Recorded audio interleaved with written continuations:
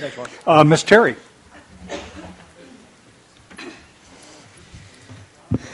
Hi, Melinda Terry, North Delta Water Agency. And I just wanted to say a couple more things. One is, over the decades, the Delta has been very steady with its water use, so I think we have a proven track record, if you will, of efficiency. I agree, there's always more that can be done. But when we talk about, the area of origin water rights and our ability to grow, and I guess it just gets confusing, the policy of then what does happen. So, for instance, significant reduction, you've heard everyone say, I think everyone's kind of confused exactly what it means, but at what point if we reach some point, I don't know what that is based on what this policy is, but I assume at some point you've kind of maxed out, you've hit your threshold. Maybe new technologies come along, I'm not sure, but at some point do you get there? And for us to be self-reliant, we will still need to rely on the Delta watershed. So I think Joe wanted to... Can I respond, Mr. Chair? Yeah. The policy explicitly says that this does not apply unless people have to do the action because of their failure to implement those actions. So explicitly... So it gets to that issue of it doesn't apply to everyone. Yeah, It'll just it does be these... not apply if you... Good.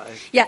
So which brings me to just my final point is I'll just offer, after listening to everyone and participating in like a 3-hour discussion on this the other day, is it seems like a lot is getting lost in translation, if you will. And so there are still a lot of concerns based on intent, interpretation, and really implementation.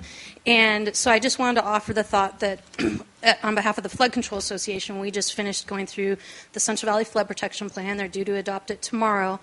And when we had outstanding issues, and we had a lot of things like this where it was just a lot of confusion on the intent and interpretation, so ultimately the board ended up doing a resolution which then could have paragraphs that for some of these issues would kind of outline what the policy meant and didn't mean. And then there weren't policies, it was more the plan. But it was very helpful to our process because we did have people, frankly, who had pitchforks.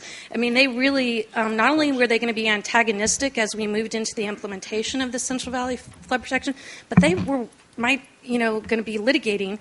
But because of the resolution, we were kind of able to work through those things so that there was a comfort level. It built a little bit trust with those constituencies. And ultimately, they wrote letters thanking them for doing that.